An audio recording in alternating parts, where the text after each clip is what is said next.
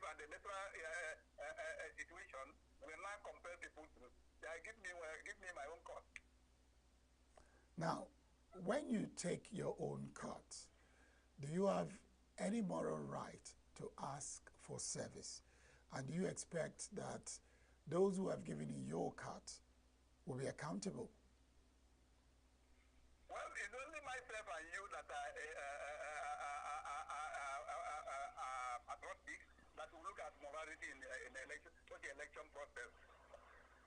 The citizenry, most of the citizenry, the electorate now, most of them will not care about that because of the situation on the ground. If somebody, like you said now, if somebody will move from where do you call it? Orumba South, Idemili South, Newi South. Headquarters of Orumba South, that is Umunze. Such a person will move from, what do you call it? From Oboji to Umunze to go and cast vote. One is the possibility. Two, the security. Three, the transport cost to that place will not take the person, not less than, if he's taking an Okada to go there, it will not take him or her not less than 5,000 naira to go and come back. Is it realistic? I'll ask him. How many people will move there to go and cast their vote? And I must say, and Andrew agreed with me, that this election... ENUGU, they were announced with candidates scoring figures. They were given figures as the number of votes cast in the election. That was what happened in Enugu State. But in Imo State, winners were announced without number of votes cast, and the people who won were just declared winner without number of votes that enabled them to win. What scenario do you think will play out tomorrow in Anambra State? Let me start with Ndu, and I'll end with Dennis. Thank you. Okay. I think let me be more optimistic on this issue. I think Anambra's matter will be an improved situation of the scenario you just painted, because the ruling party, like I said, APGA, has been well mobilized, and they are fully on the ground. They want to do this election. So they have mobilized people, communities, to vote for them. And I want to tell you that in the rural areas, when what the party did, also select or nominate people that look credible and acceptable to the masses. So most of the people are going to vote for the candidates based on their credibility. And to that extent, there will be vote, the people will vote, and there will be normal counting. Thank you very much. So let me quickly run to Dennis. Yes, Dennis. Okay. Well, before the election and by now, there is this beer room, what do we call it, beer parlor gossip or street gossip, but the result is already written. And there's this impression also that the candidates of a particular political party are already didn't pass through normal party, what do you call it, party, internal party selection process. And also in Anambra State, you do know that there is a problem within the ruling party, the leadership of the ruling party from one side and the other side. And they're already divided. So given this the scenario, these 2 points or 3 points, you will now see that there is a bit wavering. Is he going to hold? Is he not going to hold? Who is going to? For instance, in some places, you see two posters of the same party. Let me say, Africa. And people are asking one of the radio programs, which one is this one? And because of this doubt, it was to affect some of the voting process. However, we'll look at it and wait till tomorrow when the result will come out. I know in some places, as Andrew has said, people are already mobilized, and the party in power already put in place some measures for people to vote for them. Already, as I know that some other people, some other parties may withdraw from the voting process. Thank you very much. I have to say thank you. My sincere apologies for the technical issues we noticed that delayed our conversation. But thank you for being there for us. Barik Mado is my name. Thank you, Dennis, and thank you, Ndo.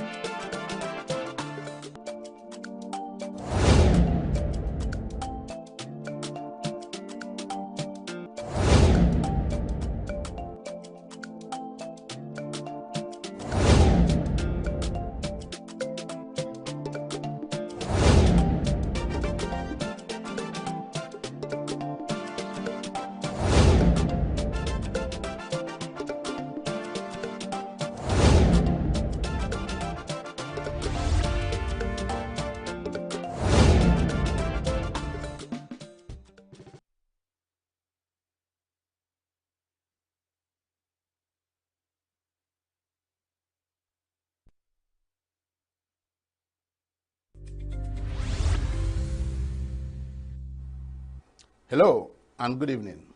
Welcome to Uncommon Conversations on Signature Television. We're reaching you from our studios in ENUGU, Coal City, the capital of Southeast Nigeria.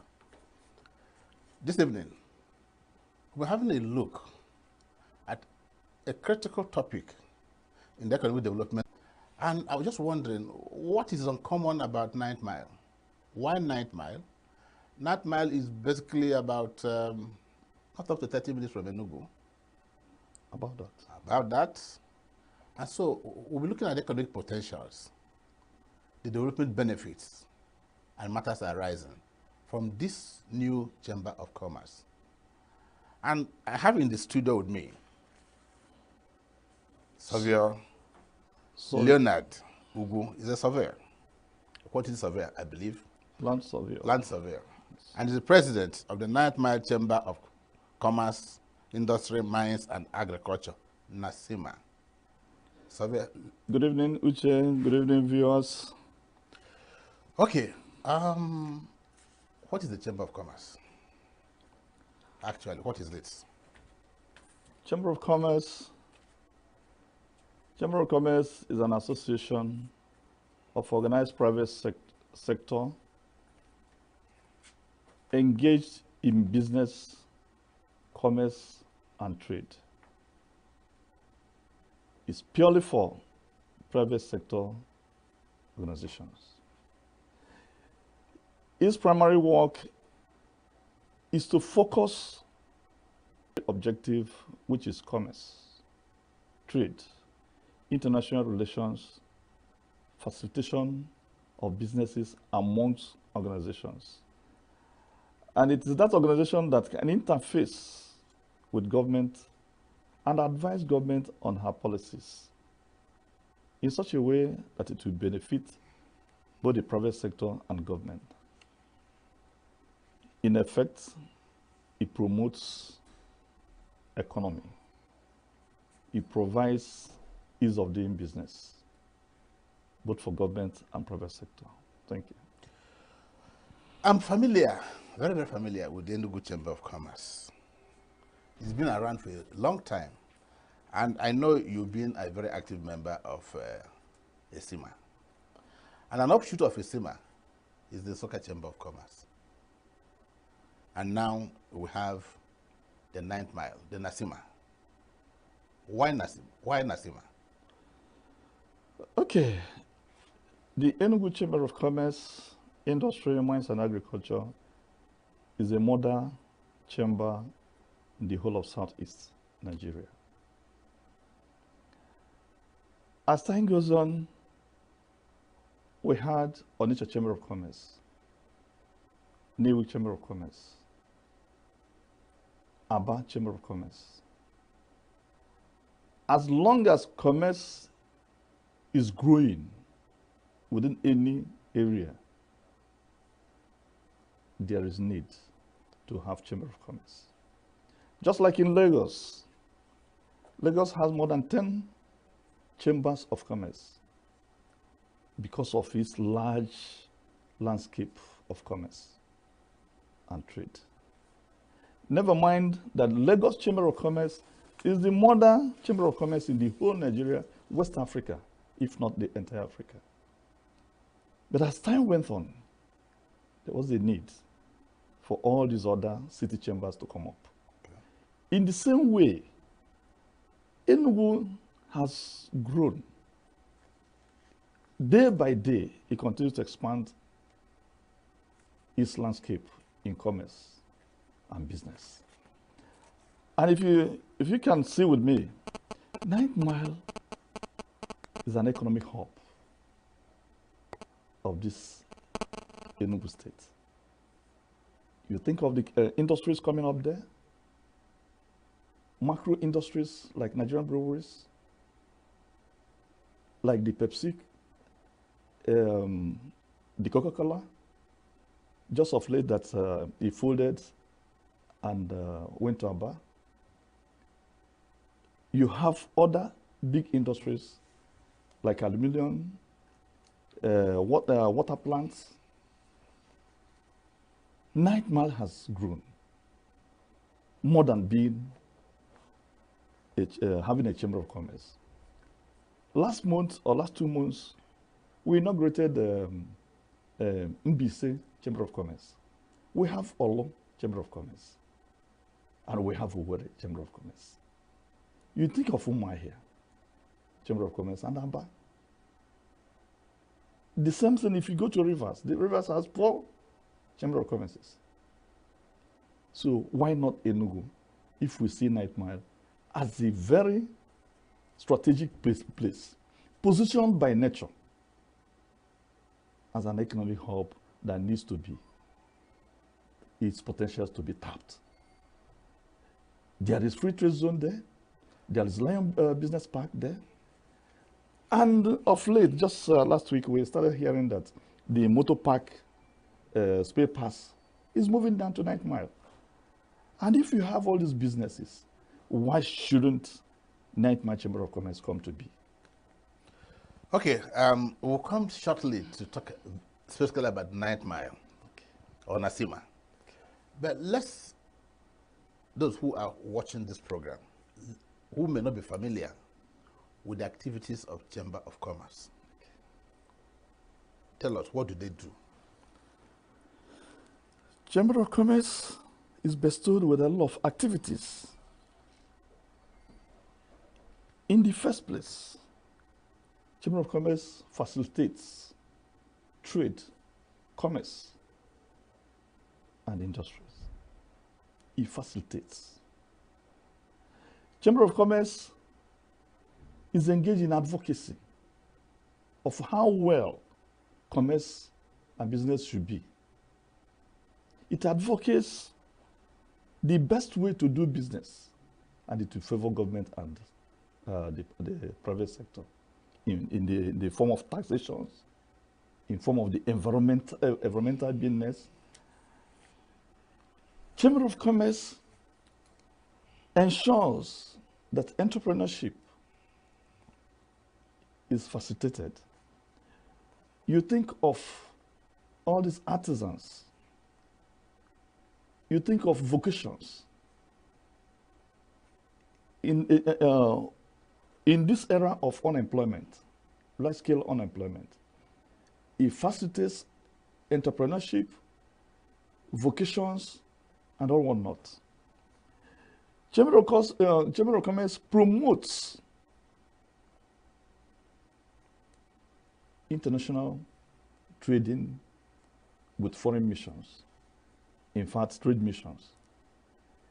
He makes sure that members, her members, can go outside in form of exhibitions, form of workshops and conferences, where they can now relate with foreign partners. It is through Chamber of Commerce that you can attract foreign partnership, ensuring to them that there's ease of doing business within that location, that things will be favorable if they come. We ensure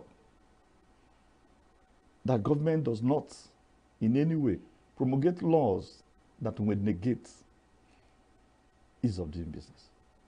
And that falls onto advocacy. And a lot of other things. Yes, they equally advise government. Okay.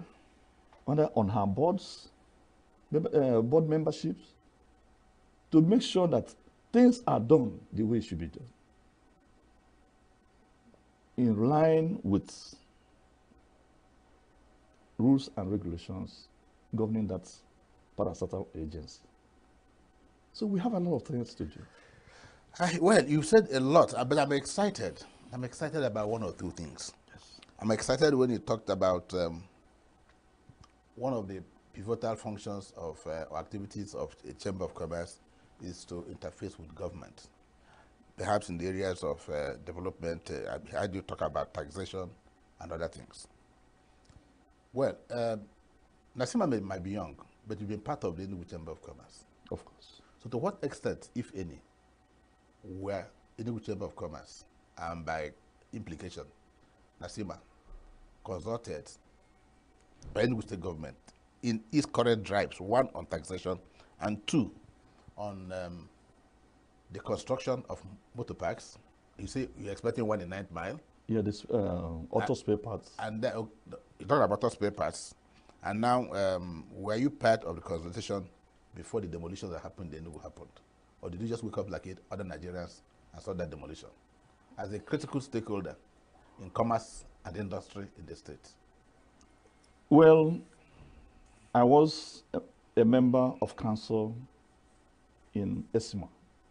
I rose to the position of vice president, specifically in charge of allocation, especially during trade fairs. Yeah. And I stayed there for about 4-5 years. So I wouldn't say that most of the things happening in ESIMA, that I wasn't part of it. Okay. Before the coming of NICIMA, the 9th Mile Chamber of Commerce, I was able to move out there, having come from that area. How old is NICIMA? NICIMA is just a year plus. Okay. So is it older than this government, in the current government in Enugu State? Or Slightly. Slightly older? Slightly older. Okay.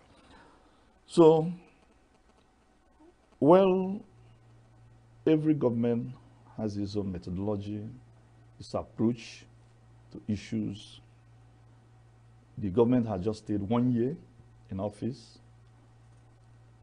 and we know what is happening in the country in terms of economic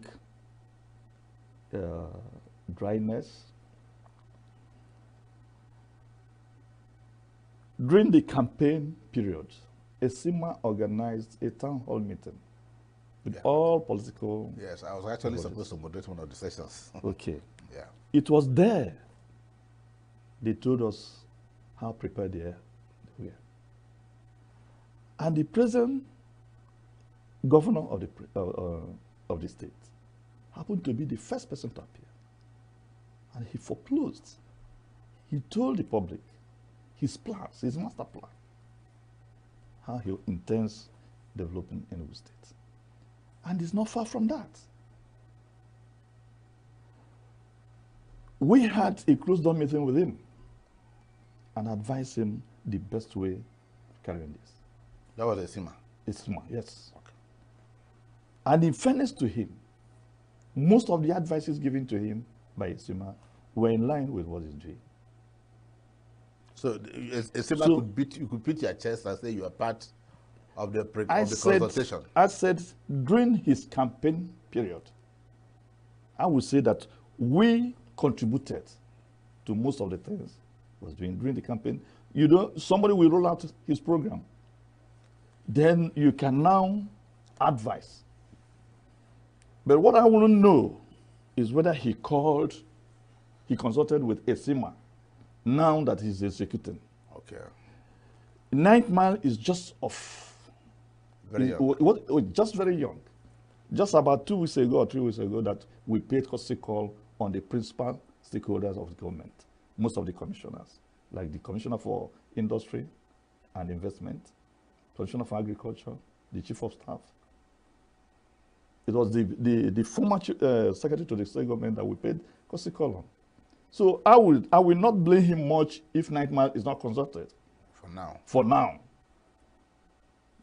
But the one I know I'm talking of, that's in one way or the other, he consulted us during his campaign period when I was a member of ESCO. But whether he consulted the present council, I wouldn't know. Okay, you are president. Are you money alone? In my own chamber? Yes, are you money alone? So what's the structure of NASIMA?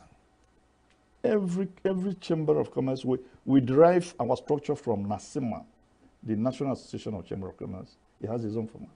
You have the president, you have deputy designated positions, and that forms the council.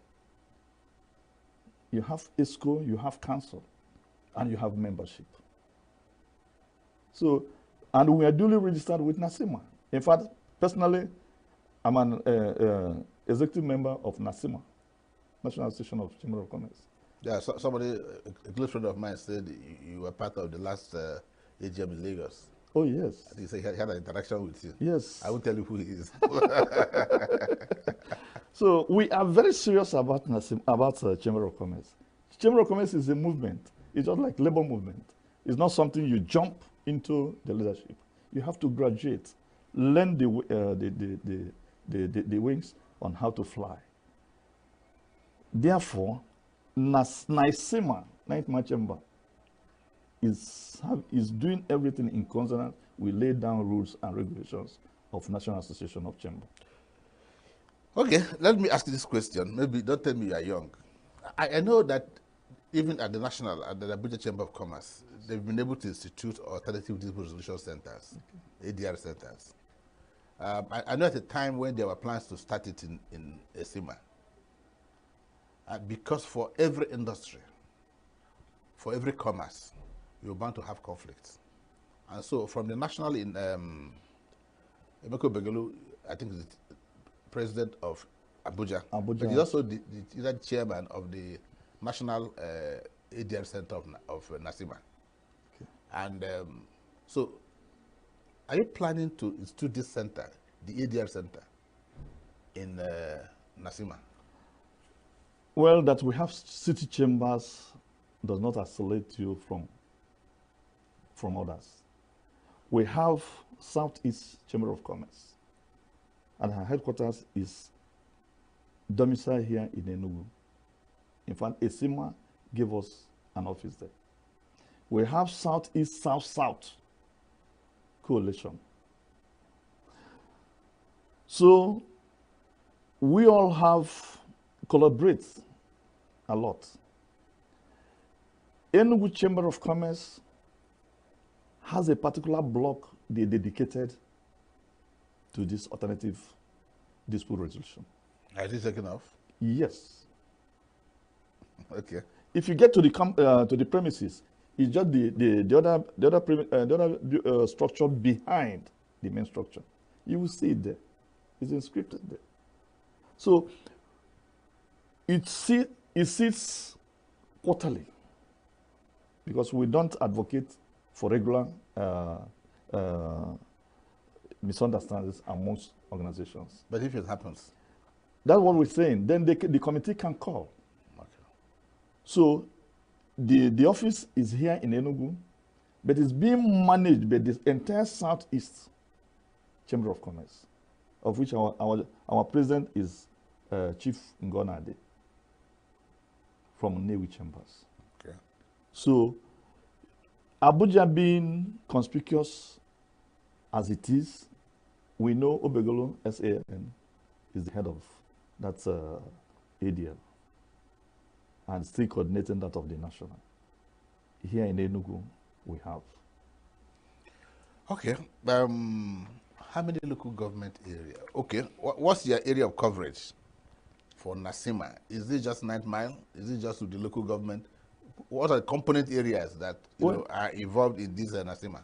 Well, the word 9 Mile does not limit it to Nguo. That's why I want to know. That's why I want to know. We call it 9 Mile Zone. And this zone consists of Udi local government, Eziagi local government, Oji River, we can say 2/3 of Oji River, the municipality of Oji River local government, then Enugu North local government, part of it that spans towards Songo is still Enugu North. So within this radius is what we call 9 Mile Zone. You think that's viable? Oh, very, very viable. Convince me. Why it is viable is that if you now think of 9 miles, the kind of industries going on there, you think of cashew industry in Oye, is in Eziagu. Even the Lion Business Park, 2/3 of her land is more in Eziagu local government. Then you now think of the mega industry coming up at Ubnofianach. I think there are about 2 or 3 now coming up that axis. And you know that even Oji River municipality was made urban during the time of military. We have SME industries and MCAs, medium industries within that sphere. And if you add all this with the land mass, it's more than to be a city chamber area. On paper or in reality? In reality. In reality. I am telling you, 9 Mile remains the collection center for cashew business in the southeast, the entire southeast. Okay. You just mentioned that a particular industry had just left 9 Mile and had moved to Aba. Yes. And that's Coca-Cola. Coca-Cola. Yes. Was it politics or was it for economic reasons? Well, I would say it's mainly for economic reasons. So 9 Mile is not viable? It was at the time the infrastructural facilities around 9 Mile was too bad. Their vehicles normally fall off into the ditch, the Ugonyama. They were having a lot of losses. Behind them, there was an ecological devastation around there, trying to chop into their premises. Was it erosion? Yes, erosion.